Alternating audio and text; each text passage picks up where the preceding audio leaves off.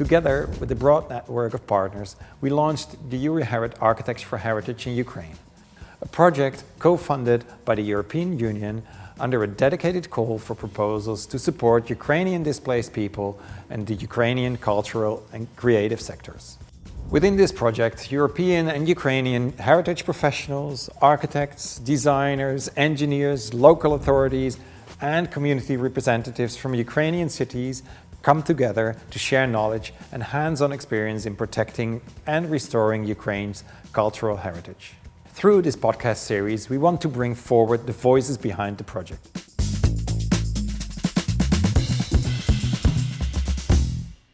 Built heritage is far more than just listed buildings or protected historic areas.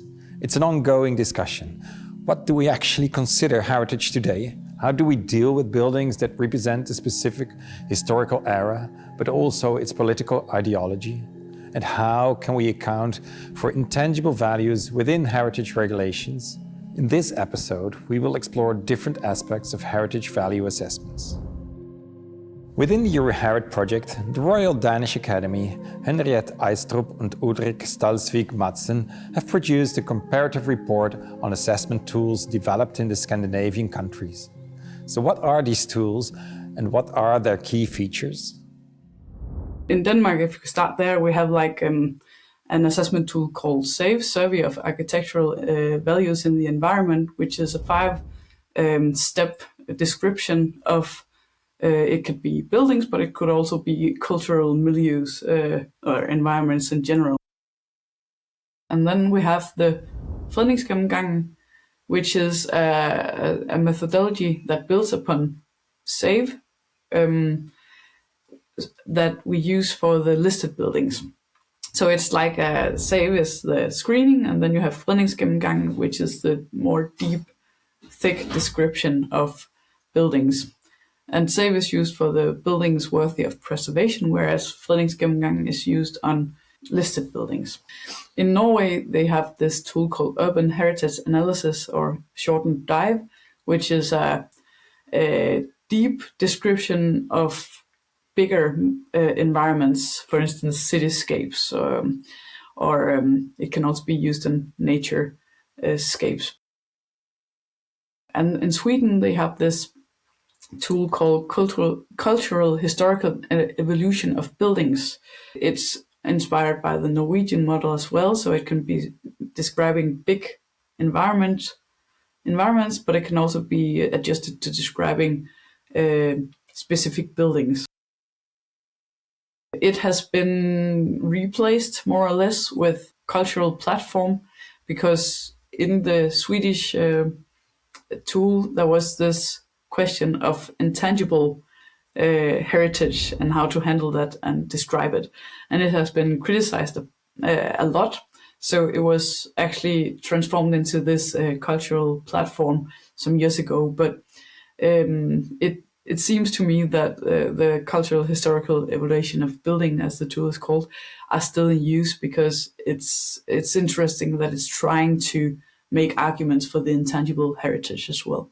And people are quite inspired by that.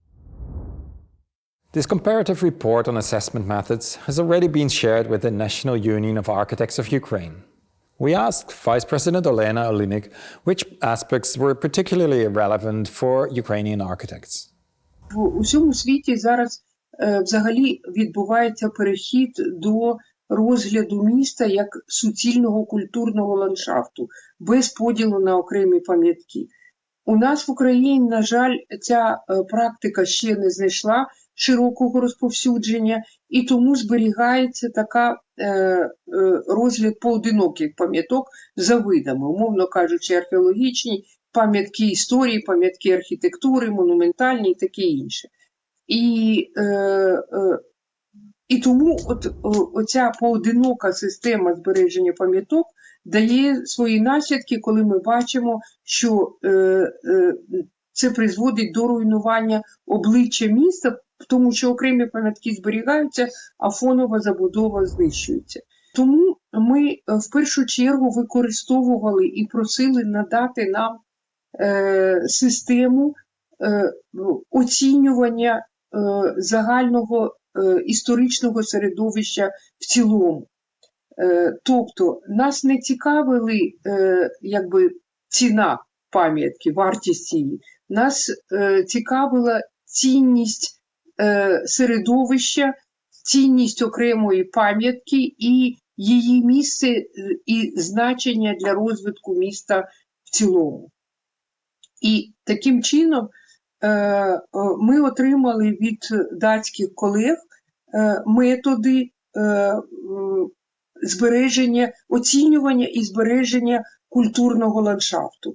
І це є те, що ми запозичили, і те, що будемо розповсюджувати і втілювати в умовах України. По-друге, що теж є важливим, до чого Україна теж уже частково перейшла, це робота з громадами, децентралізація. Це є дуже важливий хід, тому що раніше у нас система охорони пам'яток була дуже централізована. Фактично все підпорядковувалося Міністерству культури або обласним і районним департаментам охорони.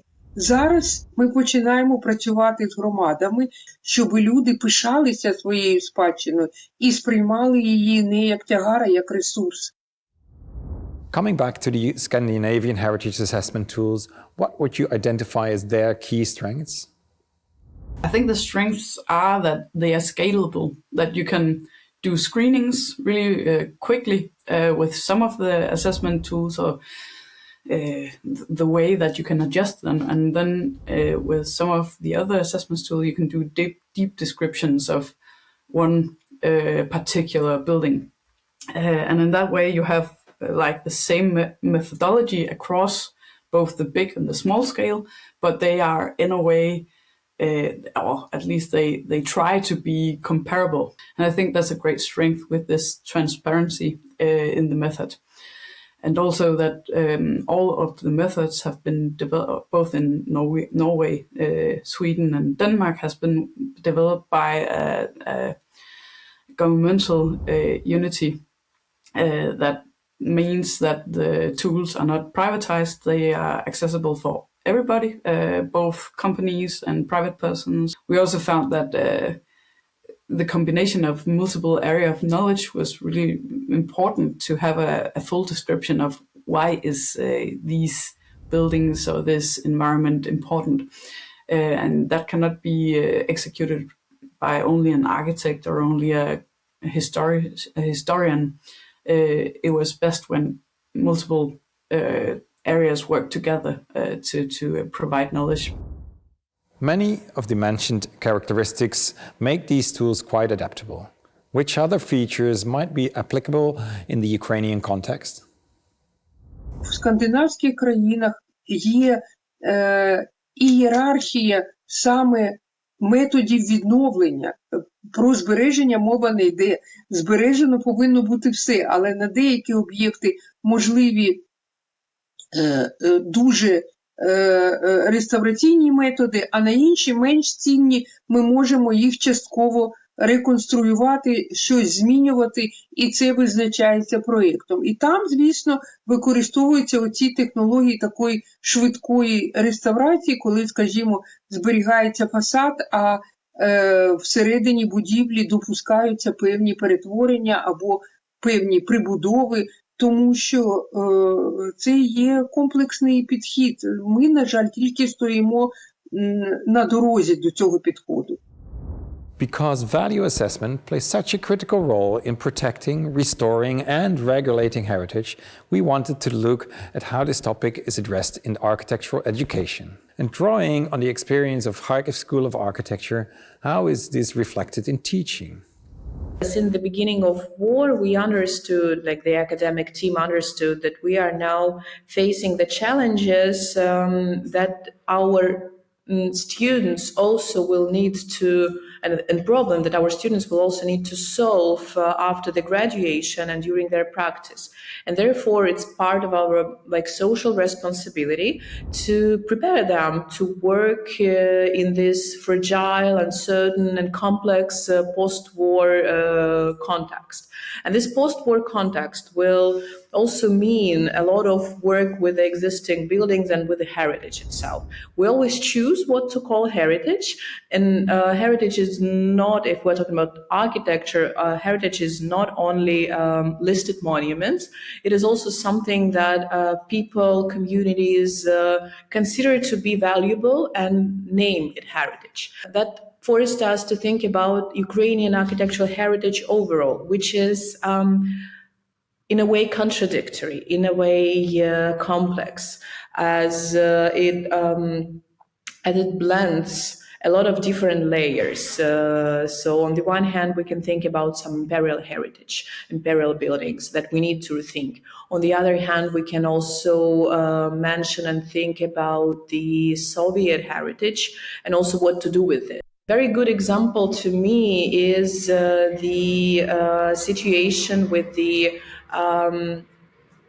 Oblast administration in Kharkiv building, which was hit by the rocket. And the thing is that this building already has a lot of historical layers that are overlapping. It was firstly designed as an avant-garde building in 30s, and Kharkiv at the time was in a way capital of avant-garde architecture.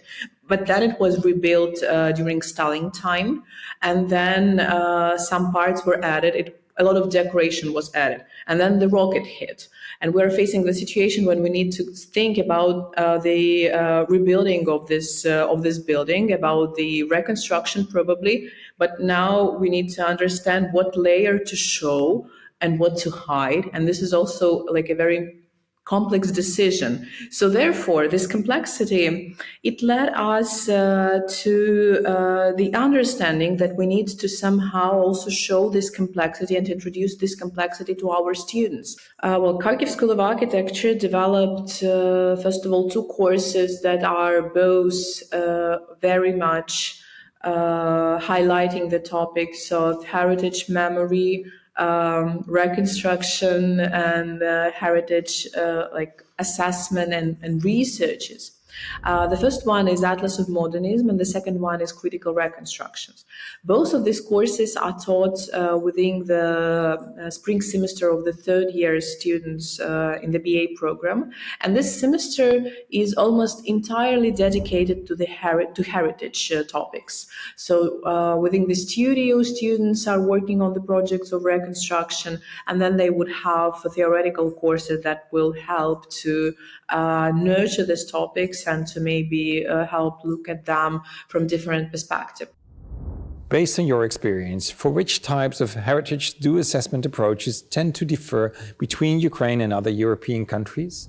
Modernistic heritage, first of all, and the overall discourse and like feelings that people in Ukraine are now having about the modernistic Soviet heritage. Because the first thought that comes to almost everybody's mind is to consider this heritage not as a heritage, actually, so not as something which can have value. And this is something that very much changes the overall process of working with such heritage, because we need to understand that a lot of effort should be put, for example, on some participatory practices and approaches. We need to talk to people. We need to discuss together with them what to do with this heritage and how to decide what to do with this heritage, and also to try to explain the possible value that this heritage can have. And it is now very, I would say, a crucial thing in Ukraine, because Soviet heritage is also very much associated with Russia. And during Russian aggression and during Russian war against Ukraine, again, it is much more harder to explain and to highlight some very important peculiarities of modernistic buildings that make them valuable. What other types of heritage pose particular challenges? Maybe also it's important to mention all the industrial heritage that we also have in Ukraine, and a lot of it. And these are always huge buildings that have a lot of potential on the one hand, but on the other hand, we don't exactly know what to do with them. And we are facing the situation when we have huge number of square meters very often in the city centers, because maybe at the time when these industrial buildings were built, that was outskirts of the city. So they are like situated in a very good sites with good transportation, but at the same time, they're not used. And when Ukraine is facing a huge housing crisis, and we are having this building that have huge potential to be, for example, residential buildings, at least some parts of them, we definitely need to maybe consider some changes also in our legislations. The study into heritage assessment methods produced comparative analysis, discussions, and academic programs. In which other ways was this exchange valuable?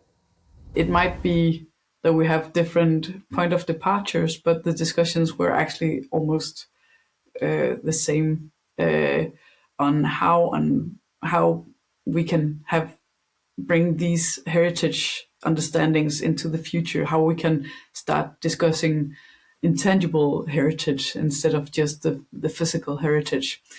And it's been really interesting to have different kinds of perspectives on that, because the urgent situation in Ukraine have brought forth some really good understanding of why heritage is important, something that we might have forgot here in Scandinavia, where we are not in an urgent situation in the same way.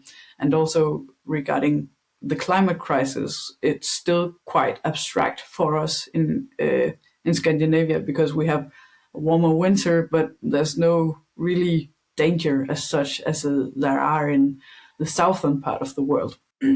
So I think being presented with this urgency that you are experiencing in Ukraine has jumped forth the discussion for us and made it more relevant to discuss the actual urgency for protecting heritage and its value in the future.